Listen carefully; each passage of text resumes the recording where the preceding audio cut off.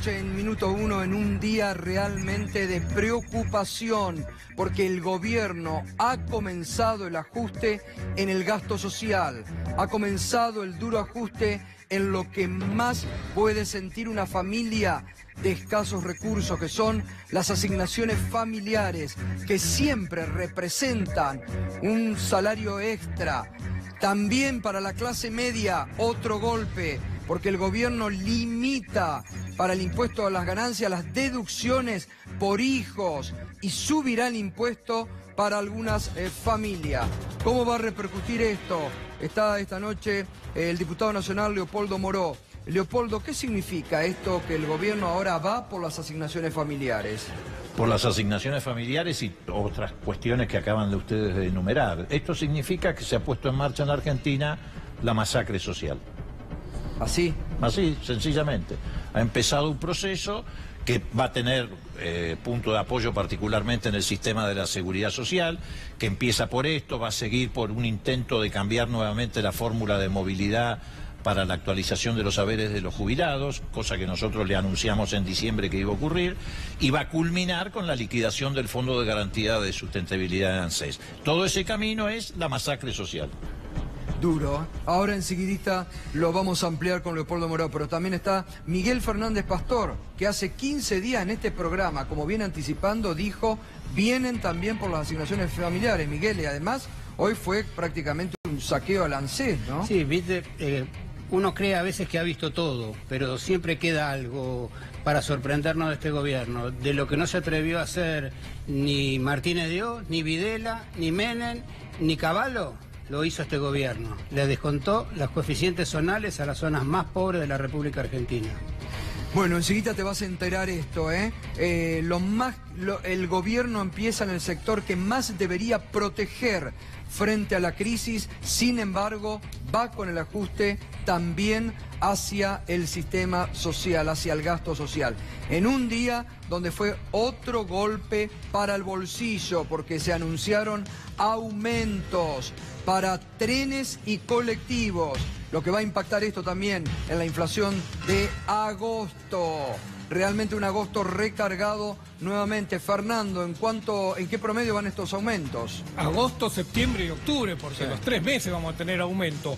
30% va a aumentar el boleto mínimo a lo largo de estos 3 meses, 40% va a aumentar el boleto de mayor valor en el transporte público. En trenes el aumento va a ser también entre 30 y 40% según el ramal. 117% aumentó o va a terminar aumentando el boleto mínimo a lo largo de este año. Veníamos con aumento en febrero, en abril, en junio, ahora sumamos estos de julio, agosto, septiembre y octubre. Un golpe muy grande, le va a aportar un punto a la inflación anual. La meta del 32% parece que se aleja cada vez más.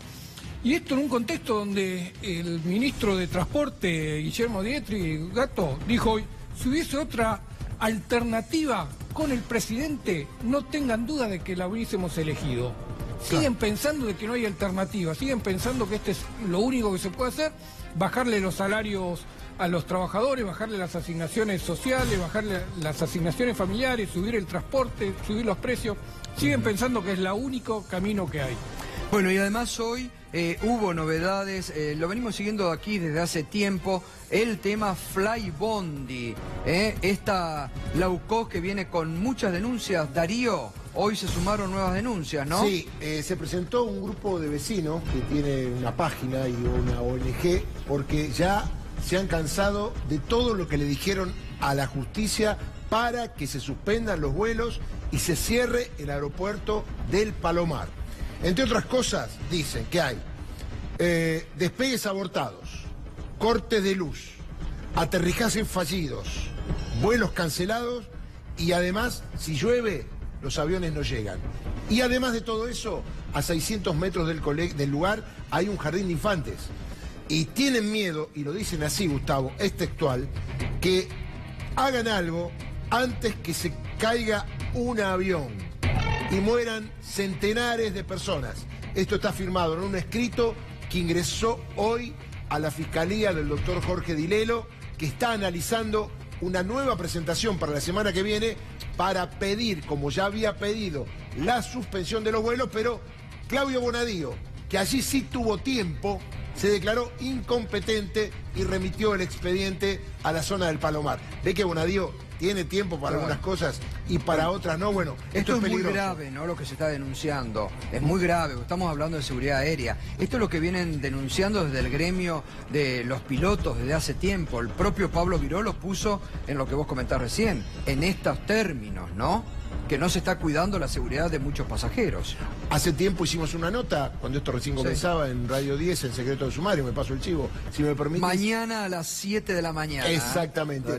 Y dijo textualmente, esto no va a parar hasta que se caiga un avión.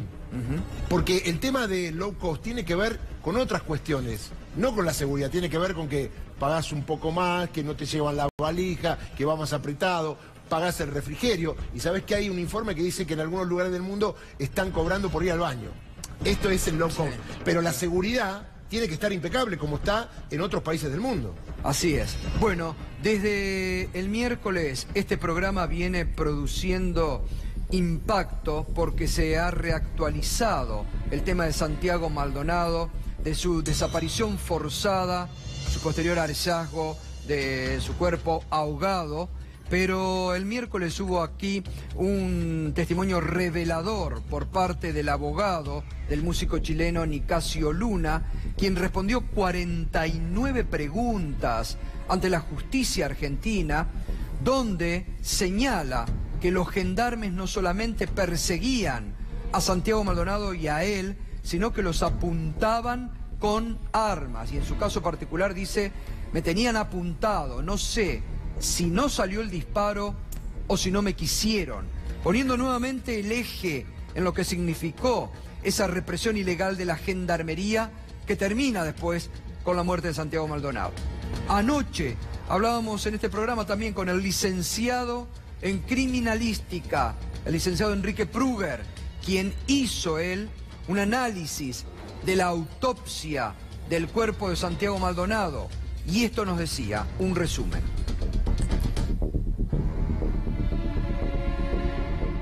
Sí, yo tuve a disposición el informe de 104 páginas de la autopsia realizada por los 28 peritos que firman la autopsia. Lo que hice no es una pericia, lo que hice primero es un análisis verificatorio de la información que disponía o que presentaron los expertos que firmaron en la autopsia a Santiago Maldonado. Ya había una cuestión dudosa al inicio de la autopsia, que fue que le tomaron huellas dactilares, ¿no? Todo lo que sea el guantelete de piel de una mano por un fenómeno de maceración, independientemente de la temperatura, se desprende entre 15 y 20 días. Eso están casi todos los autores de acuerdo. A foja 54 de la pericia, la palinóloga, que es una doctora en biología del CONICET, no me acuerdo el nombre en este momento, pero consta en la autopsia, expresa, y esto es casi textual, bajo ningún concepto, dice, el polen puede mantenerse en las prendas, más si es sintética como el pantalón que tenía puesto Santiago Maldonado, más de 20 a 30 días en un medio como el agua del río Chubut. Este es un informe, dice bajo ningún concepto, es decir, que no hay ninguna variable que anule esta posibilidad. Y esto no lo digo yo, lo dice la palinóloga que hizo el estudio y consta en la autopsia judicial. La palinóloga dice expresamente que más de 30 días no tiene en el agua, y si no tiene más de 30 días en el agua, tenemos una ventana de 48 días que se nos pueden plantear dos cuestiones. O si estuvo muerto, congelado en otro lugar, cosa que habría que ver si es así, y la otra es, ¿y si estuvo vivo?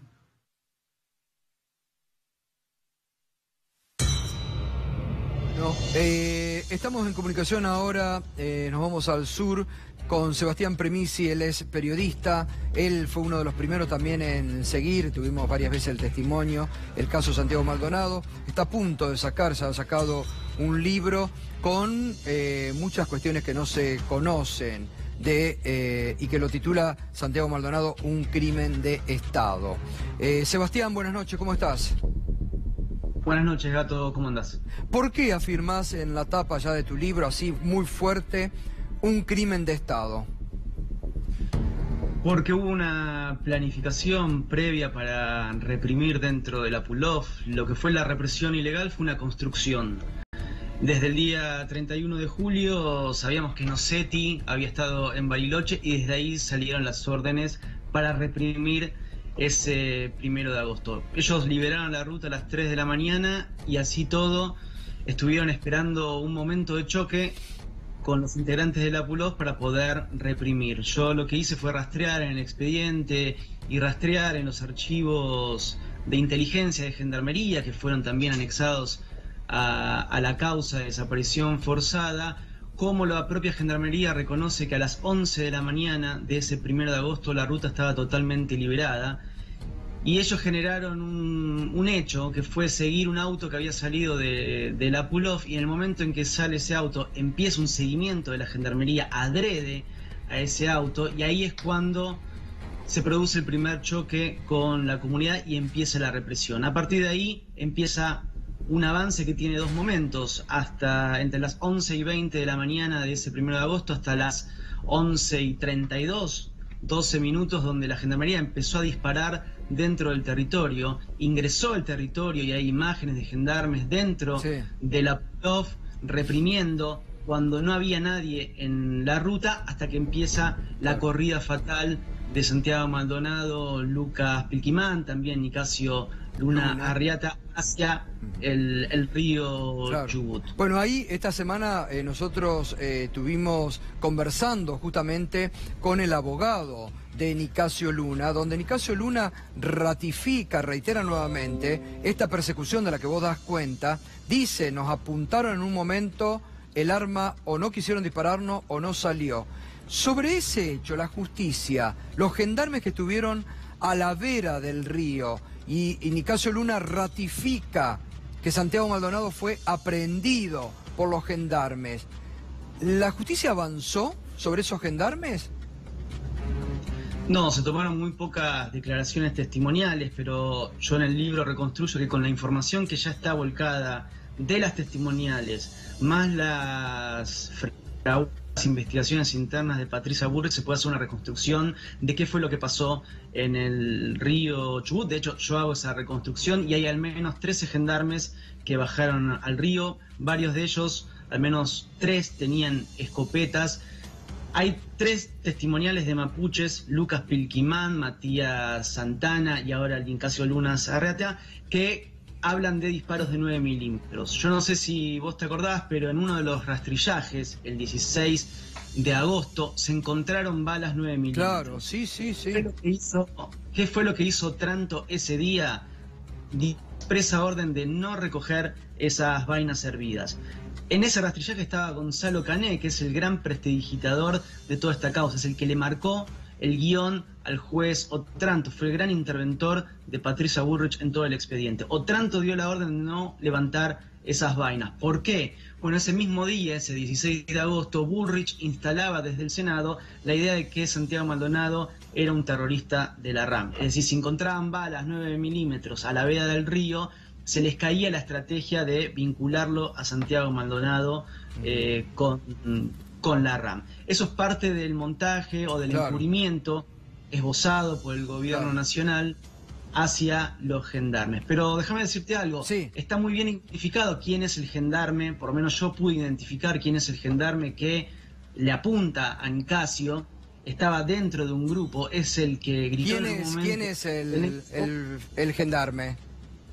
Se llama Juan Peloso, es el que estaba dentro de uno de los grupos, estaba con otro gendarme que se llama Vera de apellido, que es el que intentó meterse en el río. Pero lo más importante es que uno pueda reconstruir a partir de las contradicciones de los gendarmes, esas contradicciones que Bullrich dijo que no existían, pero que existen, por dónde corrió Santiago Maldonado y quiénes fueron, lo más importante, quiénes persiguieron a Santiago Maldonado. Y ahí hay 3... perdón por la intromisión. Ahí hay 3. Para demostrar que es en vivo, Para demostrar que es en vivo. Ahí hay 3 gendarmes bien identificados que son los que probablemente tuvieron frente a frente a Santiago Maldonado. Uno es Emanuel Echazú, claro, conocido. Ese Otro es Echazú es el de la escopeta y la sangre en el rostro. Exactamente. Y otro es Darío Zoilán, escopetero, y Orlando Yucra. Hay una conversación entre un gendarme, un alférez del Escuadrón 35 con el jefe del Escuadrón 36, Pablo Badie, donde reconocen que a la veda del río hubo un montón, y usan esa palabra, de disparos. Claro, un montón de... Y por último, Sebastián, tengo que ir cerrando ya. Sí. Lo que vos creés que, como dice el licenciado en criminalística Pruger, el cuerpo fue plantado. Yo lo que creo es que Santiago Maldonado pudo haber corrido por el mismo lugar donde fue encontrado. De hecho, Fernando Machado, el defensor oficial, hizo un croquis muy interesante en el expediente donde pone el lugar donde se estacionaron los vehículos y por ahí es por donde corrió Santiago Maldonado. Y si hubo alguna manipulación del cuerpo de Santiago, yo creo que fue ese mismo 1 de agosto, donde ahí pudieron intervenir la gendarmería porque tenían libre disponibilidad que quisieran. Pero lo central es que a Santiago Maldonado, creo yo, y lo reconstruyo en el libro, hay 3 gendarmes mínimamente que lo tuvieron frente a frente y él en el río recibía o le pasaban las balas, tanto de escopeta como probablemente también de 9 milímetros. Sebastián, un abrazo, muchas gracias y éxito con este libro revelador que esperemos sea un aporte también para la justicia. Gracias, un abrazo. Un abrazo. Bueno, muy bien, nos metemos ya con este tema, el ajuste que más duele, el que más duele. El de las asignaciones familiares, Miguel, realmente, y aparte sacaron hoy 16.000 millones del ANSES. El ANSES, bueno, en un bono que pusieron en el ANSES. Pero yo quería, para que la gente entienda cuál es el significado desde el punto de vista conceptual, el quitarle la actitud más cínica y más solidaridad que se pueda tomar.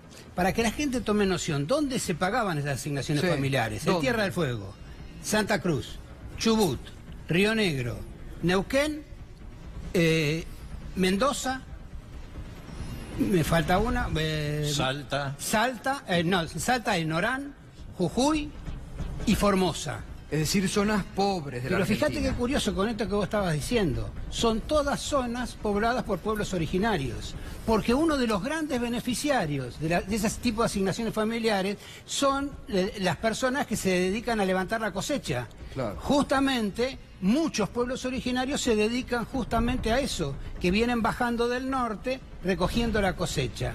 Y justamente es a ellos a los que más se castiga. Se les achican las asignaciones familiares a la mitad. Ahora esto, a ver, ahí es importante, porque es muy perverso, porque en esta política del gobierno de estar contra los mapuches, contra los pueblos originarios, la RAM, el peligro, le sacan ahí a los... Le sacan ahí, no solo le sacan ahí, imaginemos un pueblito en la cordillera de 300 habitantes, ahí hay 100 chicos.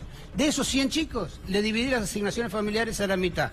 100 chicos por 1.800 pesos son 180.000 pesos. Por un año son 2 millones de pesos. Le sacás 2 millones de pesos al pueblo para movimiento económico de ese pueblo.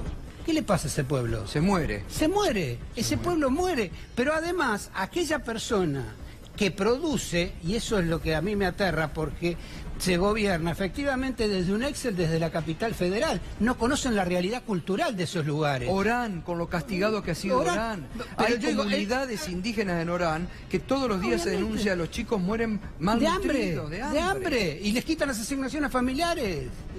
Es una cosa increíble. Mira que uno imagina todo que puede pasar en temas de asignaciones familiares, pero llegar a semejante nivel es impensado. ¿Por eso hablabas de masacre social, Leopoldo? Le podés dar esa denominación, podés hablar de default social, pero en todo caso lo que estamos es frente a el cumplimiento estricto del acuerdo con el Fondo Monetario Internacional, que en este caso se inicia por este primer paso, creo que son 100.000 chicos aproximadamente. No, 100.000 es lo que dice, ese es otro tema muy interesante, porque 100.000 dice, ANSES lanza el 100.000, pero apenas uno se da cuenta que son casi 500.000 chicos los que pierden. El CEPA hoy dio 500.000 chicos. 500.000 chicos. Hoy el CEPA acá en este programa, en este canal, dio una cifra que el ahorro son 9.800 millones de pesos. Ahorro entre comillas. Entre comillas, ahorro tremendo. Esto es lamentablemente, porque uno no quiere ser pájaro de mal agüero ni estar dando malas noticias todos los días, pero yo creo que es el primer paso. Van por el gasto social, a contrario de lo que señalaban, decían que el gasto social era intocable, no, empezaron por el gasto social. Cristian Lagarde decía que incluso el fondo contemplaba una asistencia a los más desamparados. De 15.000 millones de pesos. Esa asistencia es de 15.000 millones, que está destinada, ¿sabes a qué? A repartir comida en los sectores más carenciados. Pero el desastre social es espectacular, porque ahora vienen otra vez por el cambio de la fórmula de movilidad jubilatoria. Nosotros se lo advertimos en diciembre cuando la primera discusión sobre el saqueo a los jubilados. Le dijimos, con esta fórmula, cuando haya devaluación, lo dijimos en diciembre, van a tener que venir a pedir de rodillas cambiar la fórmula. Y efectivamente, a mí me consta que en la negociación con los gobernadores le dijeron a los gobernadores que vuelvan a acompañarlos en una modificación, siempre hacia la baja, por supuesto, de la fórmula de actualización de los jubilados. Los gobernadores dijeron, no, esta vez no los bancamos. Entonces están preparando un DNU, agarrándose del artículo 2 de la ley previsional que declara la emergencia previsional. Entonces, sobre esa definición, que le facilitó el Frente Renovador y el peronismo federal, van a ir con un DNU para hacer una nueva baja. ¿Por qué? Porque es evidente... ¿El nuevo recorte a los saberes jubilatorios? Van a cambiar la fórmula para el año que viene, porque no la pueden sostener con una inflación del 30 o el 32 que está proyectada para este año. La nueva fórmula. Y el último eslabón de la cadena es, como lo anunció Miguel hace ya mucho tiempo, y todos nosotros, la liquidación del fondo de garantía. Van a liquidar el fondo de garantía, lo van a transformar en un fondo finito, y cuando ese fondo esté liquidado, van a desembocar en una pensión universal a la vejez. No va a haber más jubilaciones en la Argentina. Va a haber una pensión universal a la vejez, que ya la pusieron en práctica para aquellos que se jubilaban a través de la moratoria, y que representa un 20% menos que la jubilación mínima de los jubilados que se han jubilado por el sistema anterior, o por el vigente, mejor dicho. Y esto tiene que ver con lo que pasó también en la década del 90. ¿Cuánto tiempo estuvo congelada la jubilación mínima en la década del 90? 8 años. 10 años. Casi 10 años. A 150 pesos. 150 pesos. Que equivalían a 150 dólares por la ley de convertibilidad. Vino el gobierno de Néstor y Cristina, eso fue subiendo hasta llegar a 600 dólares aproximadamente, casi, la mínima. Sí. Hoy debe estar en 200. Sí, pero fíjate una cosa lo que dice Leopoldo.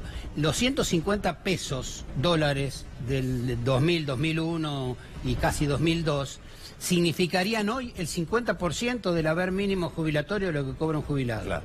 Bueno, entonces, en ese camino estamos. ¿En cuánto estamos? 200 será más o menos. Sí, 200. hoy 260. 260, bueno. Van a bajarla con la nueva fórmula de movilidad que van a llevar adelante por decreto de DNU, y la van a estacionar, supongamos, en 200 dólares, siendo muy optimista. La congelan ahí. ¿Para quién? Para los que están ahora jubilados. Para los nuevos jubilados no va a haber jubilación. Va a haber pensión a la vejez, que va a significar un 20% menos que esa jubilación mínima. Pero eso tiene que salir por ley. Digo, el cambio de la fórmula lo pueden hacer por decreto. Pero el cambio del sistema previsional, terminando con la jubilación en los términos que lo conocemos hoy, me imagino que va a ser parte de un debate que van a intentar llevar al Congreso. Mirá, el Congreso debería estar debatiendo un montón de cosas. Este intento, por ejemplo, de modificar por decreto la ley de seguridad, de defensa nacional, seguridad interior, etcétera, es un disparate. Pero es evidente que el gobierno de Macri hace ya mucho tiempo ha decidido eludir el Congreso. Y cuando no lo elude, hay que decirlo con toda franqueza, y esto no es conspirar contra la unidad de nada, cuenta con el acompañamiento de los que se denominan opo-oficialistas. Ahora, Miguel, la verdad que ver los números de este impacto en asignaciones a ir a los más chicos es gravísimo. Es gravísimo porque es, yo diría, mi sensación es que hurgaron en el tacho, que era la carroña más sucia que podían encontrar, la pusieron arriba de la mesa.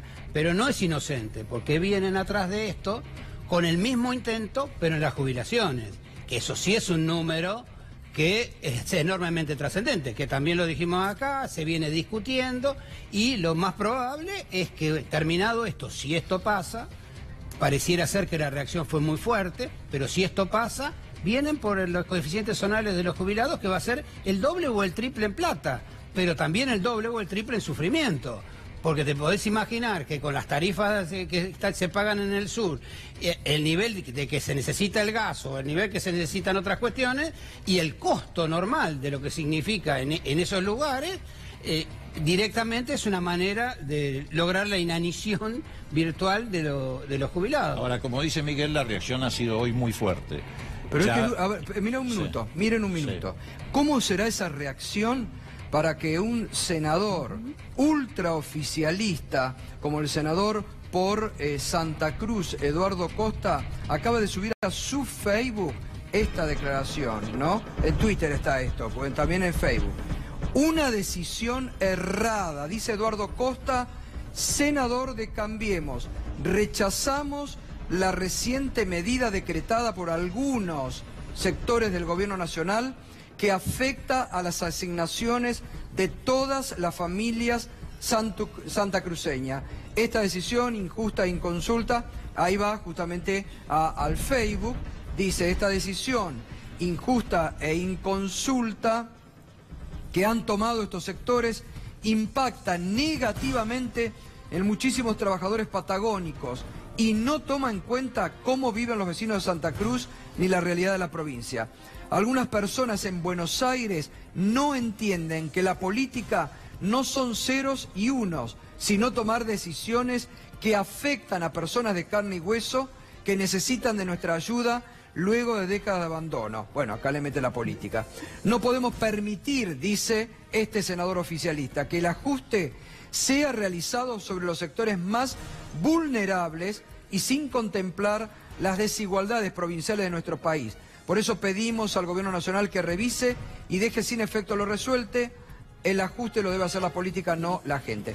Hubiera sido bueno que eso hubiera dicho cuando le descontó a los jubilados con la ley de movilidad jubilatoria. Y se hubiera puesto que era el momento en que le correspondía como parlamentario argentino. Y no que lo venga a decir ahora para la gente, porque él no se hace cargo. Pero algunos arrepentimientos vienen bien porque necesitamos rechazar este proyecto. Claro. Nosotros Y aparte, Leopoldo, disculpame un minuto, Costa es de la Unión Cívica Radical, porque uno se pregunta, ¿el radicalismo va a seguir bancando este ajuste ahora sobre los más humildes? Es tremendo. A ver, hoy se presentó en la Cámara de Diputados, desde el bloque de Unidad Ciudadana, un proyecto para derogar el decreto. Del mismo modo que la semana pasada presentamos uno para derogar el decreto que modifica las funciones de las Fuerzas Armadas en materia de seguridad interior.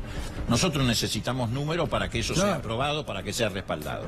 A esto que vos decís hay que agregarle que hoy el Comité del Radicalismo de la provincia de Chubut sacó una declaración más dura todavía que esta, reclamándole a sus legisladores que no acompañen una decisión de esta naturaleza. Yo apuesto, aunque sea que les dé vergüenza ajena, digamos, frente a esta mal. Del mismo modo que apuesto que le dé vergüenza ajena a los radicales cuando tengan que votar en contra o a favor de la vigencia del proyecto, del decreto, que modifica la Ley de Defensa Nacional. Sí. Ahora, Chubut ahí está incendiada a fuego. Bueno, Chubut es eso. Pasaste las imágenes de las docentes allá. Tremendo. Bueno, están convocando una fuerte movilización todos los gremios para mañana en Tierra del Fuego. También. Ahora, fíjate vos, Miguel, lo que vos señalabas, ¿no? Al inicio, cómo va a impactar esto en las regiones del sur, que lo dice el propio senador Eduardo Costa, ¿no? Porque acá él se refiere, porque tiene una interna fuerte, con Mario Quintana y con Lopetegui, porque son los autores del Excel, ¿no? Exactamente. Esto da la impresión, en mi criterio, creo que esto es congénito al neoliberalismo. Creo que va directamente relacionado con lo que piensan ideológicamente aquellos que manejan el gobierno. Así que, bueno, uno podrá juntar voluntades, pero también tenemos que ser conscientes que lo primero que tendrían que hacer es abdicar del neoliberalismo y volver a ser nacionales y populares, si quieren efectivamente modificar la situación. Porque si el sistema es solo recorte para lograr pagar la deuda externa, creo que lo que viene es realmente cada vez peor. y creo que lo que está pasando en materia de seguridad social, que siempre lo dijimos y siempre yo he tratado de reforzarlo acá cada vez que lo hablamos, es que lo que viene es mucho peor de lo que tenemos. Los que estamos jubilados y no nos van a cambiar esa situación. Pero como bien decía Leopoldo, los que vienen atrás no van a poder ni siquiera jubilarse. Gato, yo quiero repetir una cifra que siempre doy. 3.200.000 jubilados cuando llegó Néstor Kirchner al gobierno. Hoy hay 8.200.000 entre jubilados, pensionados y pensiones no contributivas. Para volver al menemismo hay 5 millones de argentinos que quedan en la intemperie. Y esto hay que tener en cuenta. Perdóname, hablando de pensiones, otro dato que todavía no sé si tiene estado público suficiente. Han decidido lo que era la vieja Comisión Nacional de Pensiones no contributivas. Sí. Han decidido no pagar más pensiones a la discapacidad a menores de 18 Así años. ¿Es así o no es así? Es así, Estamos una presentando decisión. un informe, el pedido de informe mañana en el Congreso. No pagan más pensiones a menores de 18 años con discapacidad. ¿Y sabés cuánta gente significa? 265.000 chicos. ¿Y sabés por qué lo hacen? Porque la ley dice que tiene que tener incapacidad laboral. Y como los chicos no tienen edad para trabajar, no pueden no tener capacidad laborativa y por lo tanto les dan de baja las pensiones. Y ahora, eso hay que estar muy atento, claro, porque eso se viene en cualquier momento. Todo esto que es tremendo, porque justamente volvemos, atacan el sector más vulnerable, son los chicos, hay chicos mal alimentados. Pueblos que tienen un nivel de pobreza hoy extremo, Orán, lo estamos viendo. Y esto encima ahora se sube. Sube el tren, colectivo, el aumento todos los días en los precios. Está Nicolás Trota con nosotros anoche, que hacen el seguimiento. ¿En cuánto está ya el nivel de aumentos sobre la canasta básica en la Argentina y los precios, alimentos y todo lo demás, no? Para ponerte, Gustavo, un solo dato del problema, también cómo la inflación golpea mucho más a los sectores más vulnerables. Desde que Macri gobierna la Argentina, ¿no? La inflación promedio ha sido 109%. Pero si vamos al 10% que más gana, ha sido del 100%.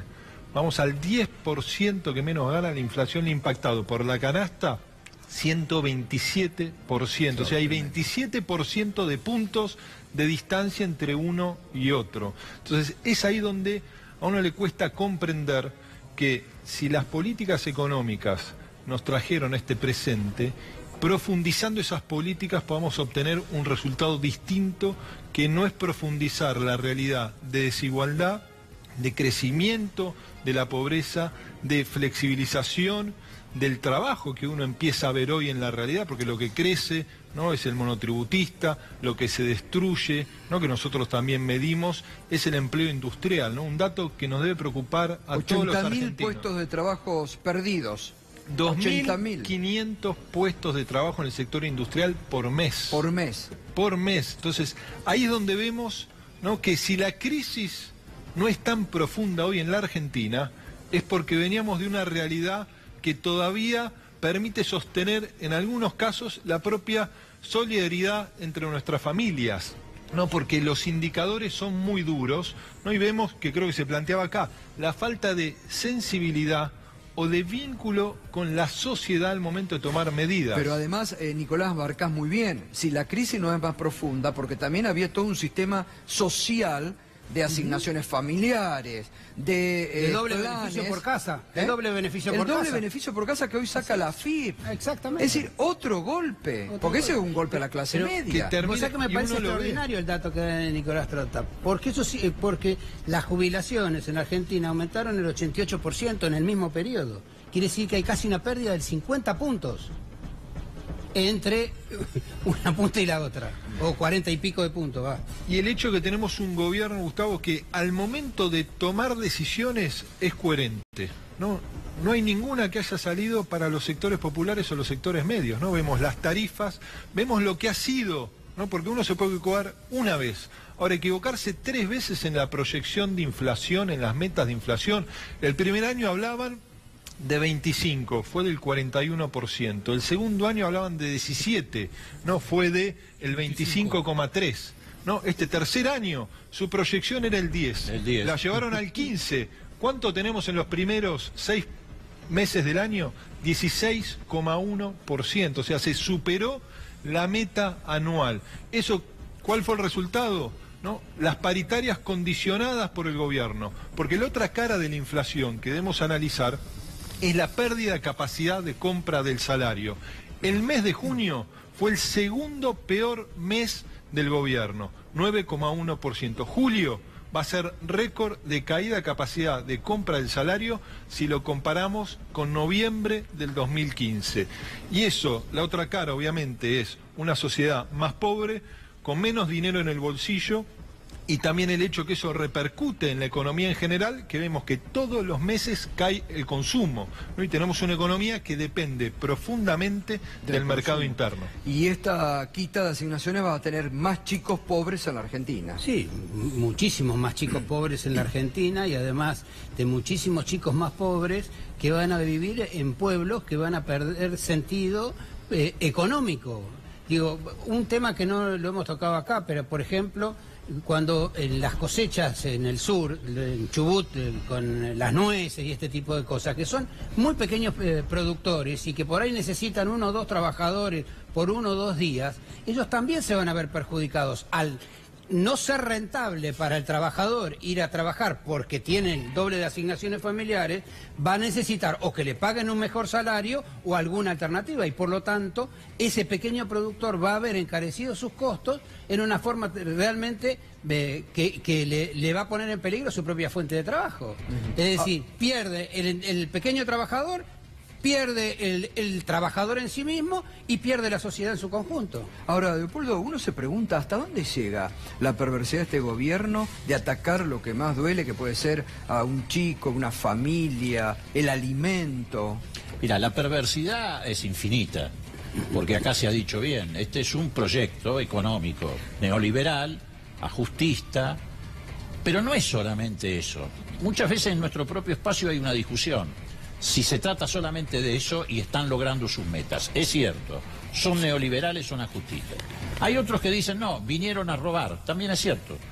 Los pocos negocios que se han hecho con el Estado del sector privado lo ha hecho Macri, su familia y el entorno que los rodea. Y otros te dicen, son torpes. También es cierto. Quedó revelado en el manejo de la crisis cambiaria a principios de este año. Son las tres cosas a la vez, por eso han desquiciado la Argentina, la han desquiciado socialmente, la han desquiciado económicamente, y ahora con este intento de hacer intervenir a las Fuerzas Armadas en seguridad interna, la van a desquiciar institucionalmente porque están rompiendo el pacto democrático en el que se apoyó la recuperación de la democracia en el 83. Además con un decreto de que no terminás... No, mira, bueno, hoy no es el tema, pero no. Un día, si querés, lo desarrollamos. Están haciendo un desastre con ese decreto de todo tipo, incluso hacia el interior de las propias Fuerzas Armadas. Pero adentro de las Fuerzas Armadas me parece que hay malestar respecto a este decreto también. Pero ¿cómo no va a haber malestar si la transforman en una Guardia Nacional? Dejan de ser las Fuerzas Armadas, pasan a ser una Guardia Nacional. Y además, aunque hayan dictado un nuevo decreto y hayan reemplazado el anterior del 2006, la ley se mantiene igual. Y la ley es muy clara. Si hoy un oficial, un suboficial o un miembro de tropa de las Fuerzas Armadas actúa en función de lo que dice el gobierno, está cometiendo una ilegalidad. Y eso hay conciencia. Además, no se lo pidió la Fuerza Armada, se lo pidió Estados Unidos. No es una imposición de las Fuerzas Armadas.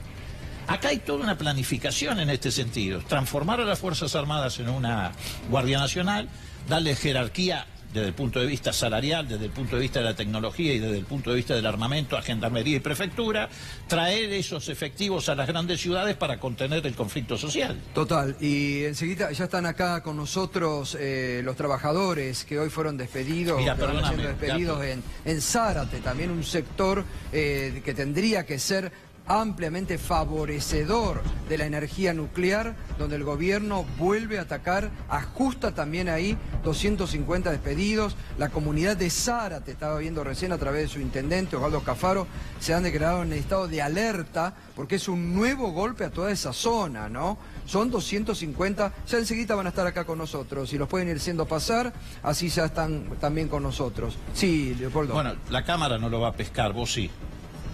Esta es... ¿De quién es esta foto? ¿Quién es este?